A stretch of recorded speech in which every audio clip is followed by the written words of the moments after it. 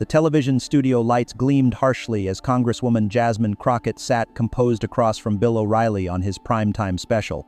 Midway through her explanation of a new criminal justice reform bill, O'Reilly suddenly cut her off with a dismissive wave of his hand. "Congresswoman, that's just more liberal talking points. Your bill would put dangerous criminals back on the street. It's demonstrably harmful to public safety," he declared, his voice rising as he leaned forward aggressively. The studio audience, primed for confrontation, fell silent as they anticipated Crockett's response. Rather than matching O'Reilly's combative tone, she paused deliberately. Then, with perfect composure and unwavering eye contact, Crockett delivered a single, measured response.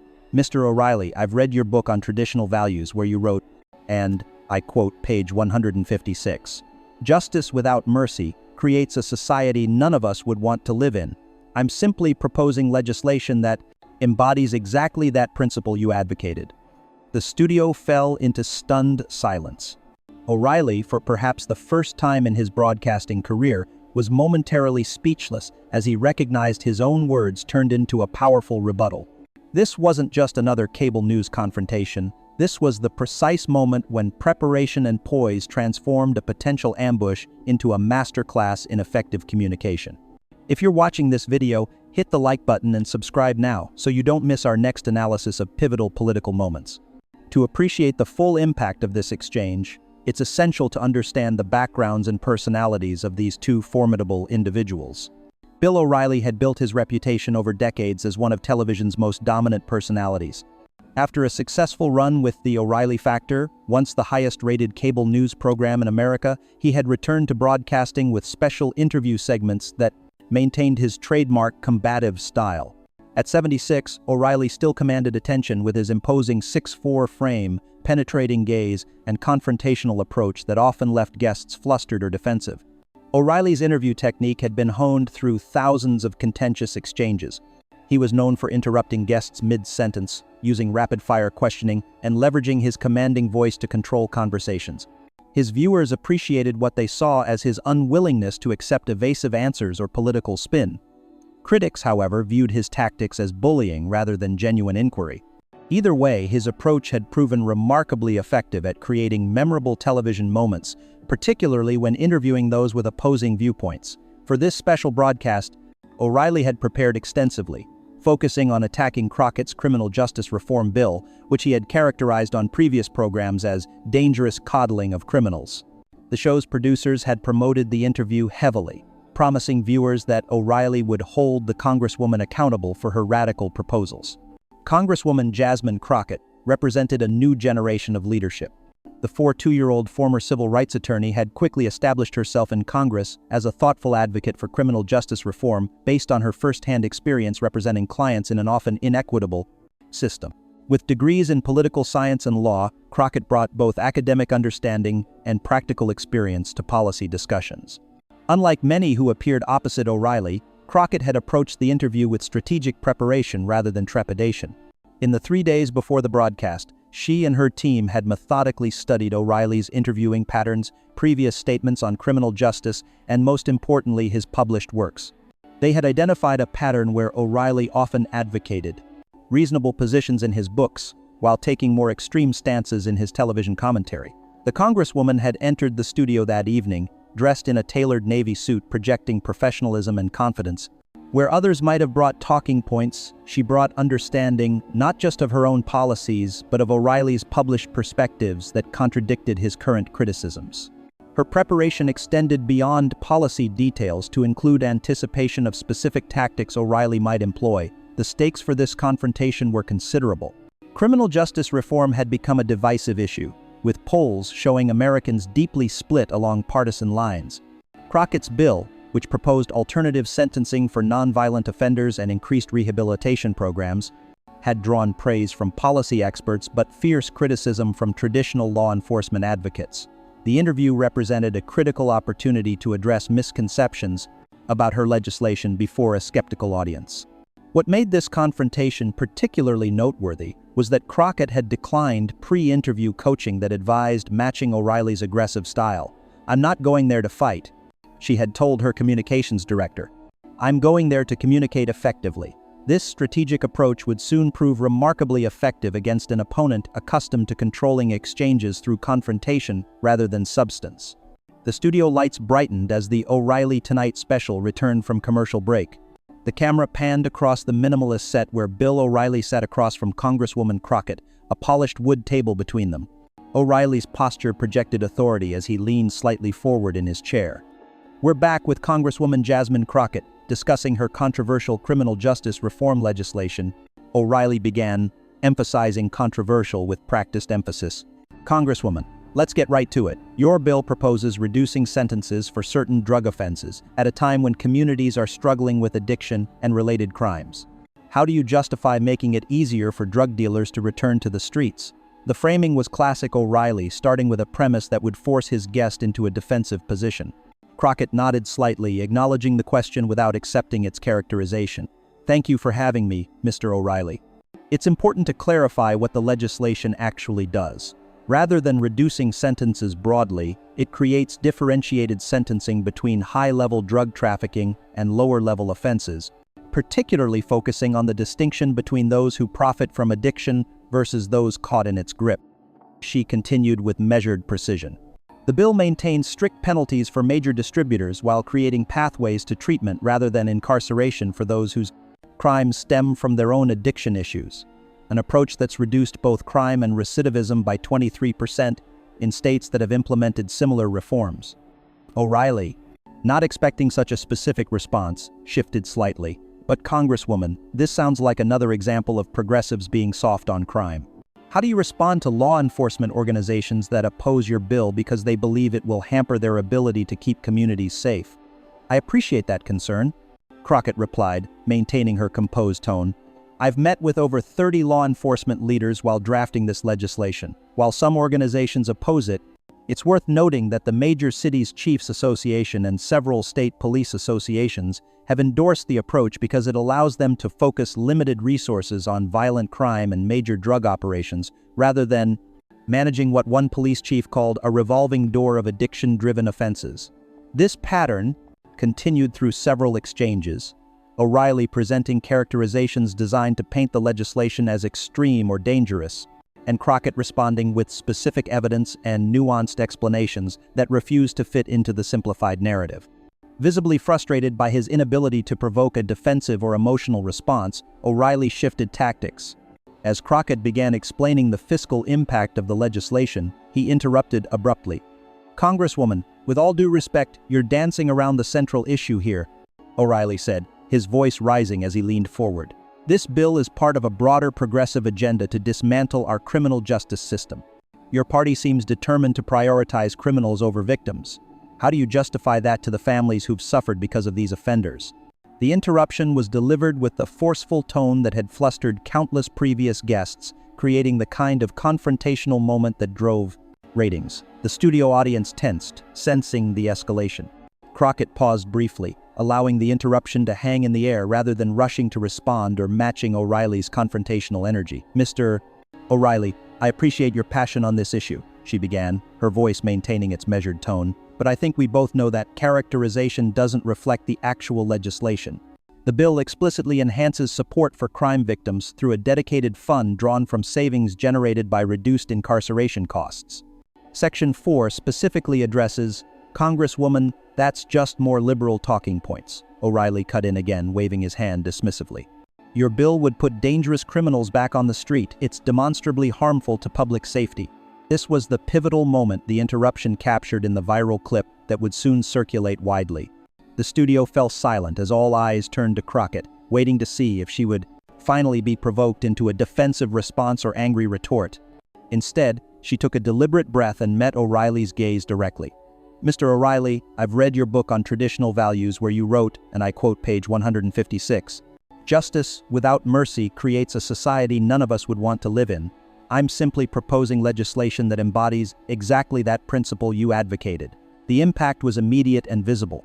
O'Reilly, prepared for argument but not to have his own words reflected back at him, blinked in momentary surprise.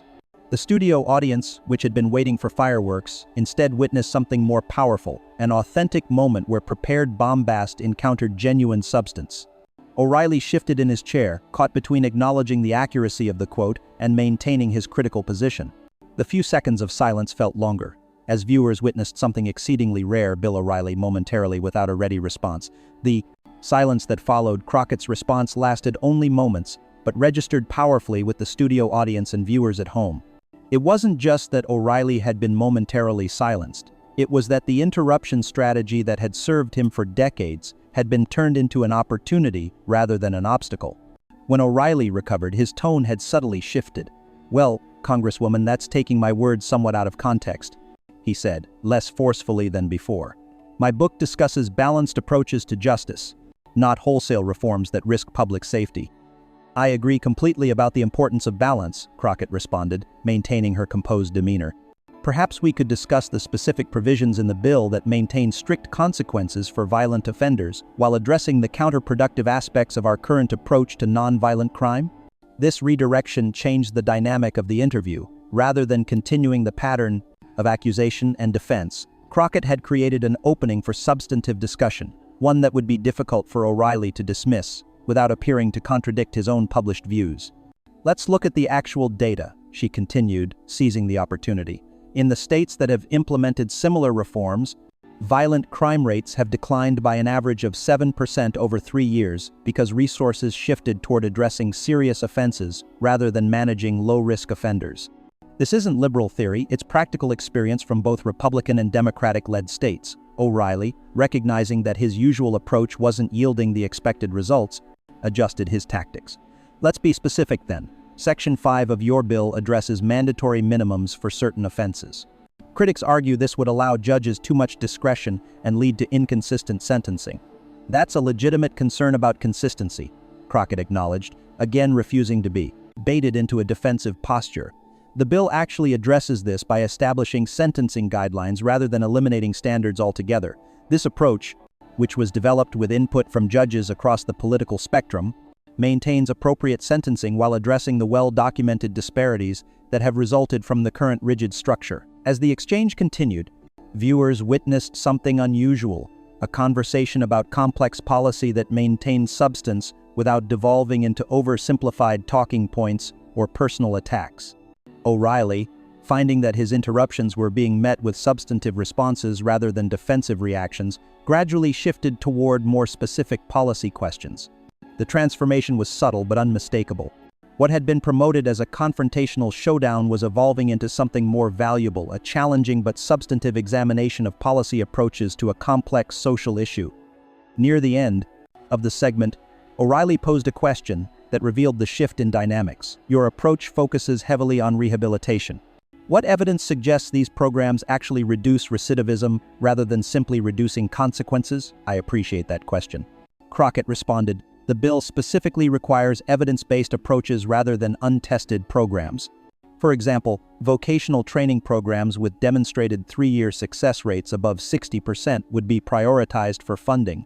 The legislation also mandates ongoing evaluation and adjustment based on outcomes rather than intentions," she continued.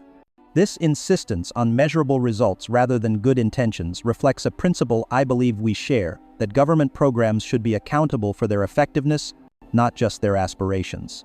This appeal to shared principles rather than partisan positioning created space for acknowledgement rather than argument. O'Reilly nodded slightly, a gesture that would have seemed impossible at the interview's confrontational beginning. "We're almost out of time, Congresswoman," he said as the segment neared its conclusion. "Your bill faces significant opposition in the current political climate. What's your realistic assessment of its prospects?" "The path forward requires building understanding beyond partisan framing," Crockett responded. "When people engage with the actual provisions rather than characterizations from either side, we find significant common ground. Criminal justice reform has succeeded in states across the political spectrum because it addresses practical concerns about both justice and public safety." As the cameras prepared to cut away, O'Reilly delivered his closing remarks. "We've been speaking with Congresswoman Jasmine Crockett about her criminal justice reform legislation. While we may disagree on aspects of this approach, I appreciate your willingness to address specific concerns rather than simply repeating talking points." This acknowledgement, modest by normal standards but remarkable in the context of O'Reilly's typical interview style, represented a victory not just for Crockett but for substantive policy discussion in a media environment that often prioritized conflict over content. As the program cut to commercial, producers and crew members exchanged glances that acknowledged they had witnessed something unusual, a guest who had not only withstood O'Reilly's confrontational approach, but had transformed it into an opportunity for genuine exchange. Within minutes of the broadcast conclusion, clips of the exchange began circulating widely on social media. The moment when Crockett quoted O'Reilly's own book to counter his interruption garnered millions of views across platforms, with commentators from across the political spectrum noting the effectiveness of her approach. "Watch Jasmine Crockett masterfully counter O'Reilly with his own words," read one headline, while another observed, "O'Reilly meets his match. Congresswoman demonstrates how to handle interruptions without losing composure." In the studio, after the cameras stopped rolling, the interaction between Crockett and O'Reilly revealed the professional respect that had developed during their exchange. "You came well prepared, Congresswoman," O'Reilly acknowledged as they removed their microphones. "Not many guests quote my books back to me. I believe in doing my homework, Mr. O'Reilly," Crockett responded with a slight smile. "Effective communication requires understanding the perspective of the person you're speaking with." This brief exchange, witnessed by several production staff members, soon became part of the story that circulated among media professionals, a behind-the-scenes moment that reinforced the impact of the on-camera interaction. The days following the interview saw significant shifts in the public conversation around Crockett's legislation. Policy analysts noted that the substance of the bill received more attention than the political positioning around it. Several news outlets produced explanatory pieces examining the specific provisions Crockett had highlighted, moving beyond the reductive tough versus soft on crime framing that had previously dominated coverage. For Crockett, the appearance resulted in opportunities to discuss the legislation in forums that might otherwise have remained closed. 3 conservative-leaning news programs requested interviews, specifically noting their interest in the evidence-based approaches she had articulated on O'Reilly's show. Even opponents of the bill began framing their objections in more specific terms, addressing particular provisions rather than dismissing the entire approach as liberal or soft on crime. The impact extended beyond this specific legislation to influence broader political communication strategies. Communication directors for several congressional offices studied the exchange as a case study in effective messaging across partisan divides. Crockett's approach, thorough preparation, calm delivery, and strategic use of shared values became a template for handling confrontational media appearances. Political science and communication professors incorporated the interview into their curriculum, contrasting Crockett's approach with the more common tendency to either match confrontational energy or retreat into defensive talking points. One media expert observed, "She demonstrated that preparation and poise are more effective than either aggression or appeasement when facing challenging interviews." Perhaps most significantly, the exchange influenced how some media outlets approached policy discussions. Several programs explicitly adopted formats that required more substantive engagement with guests' actual positions rather than simplified characterizations. A producer for a major network news program noted, "The Crockett-O'Reilly exchange reminded us that audiences respond to substance when it's presented effectively. Conflict drives immediate ratings, but substantive exchange builds lasting audience trust." For O'Reilly himself, the interview prompted reflection on his approach. While maintaining his confrontational style in many contexts, he incorporated more substantive policy examination in subsequent interviews on complex issues. 6 weeks after the Crockett interview, he surprised viewers by explicitly acknowledging the value of evidence-based approaches to criminal justice, noting that effective policy requires moving beyond simplistic partisan framing to address practical outcomes. The most consequential impact, however, was on the legislation itself. The substantive discussion sparked by the interview created space for engagement beyond partisan positioning. 3 weeks after the broadcast, a bipartisan group of senators announced modifications to the bill that maintained its core approach while addressing specific concerns raised by law enforcement organizations.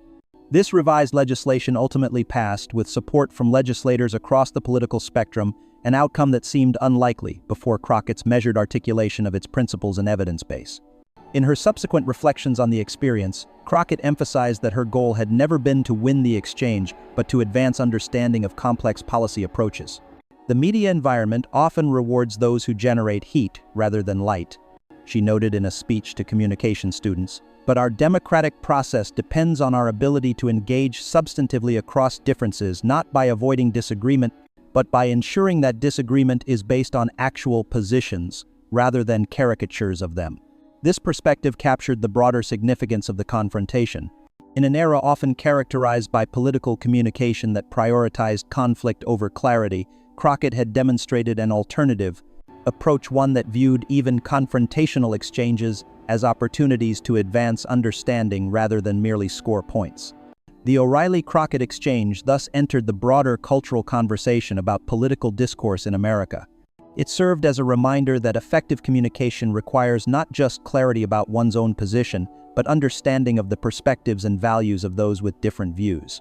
Their confrontation, transformed through preparation and poise into substantive exchange, demonstrated that meaningful political discourse remains possible even in formats designed for conflict, a lesson with implications far beyond any single policy debate. As we've seen in this remarkable exchange between Jasmine Crockett and Bill O'Reilly, preparation and composure can transform even the most challenging confrontations into opportunities for effective communication. If you appreciated this analysis of their encounter, please like this video and subscribe to our channel for more examinations of pivotal moments in political discourse. Hit the notification bell to ensure you never miss our latest uploads. We welcome your thoughts in the comments. What aspects of Crockett's approach do you find most valuable for communicating effectively in challenging situations? See you in our next video.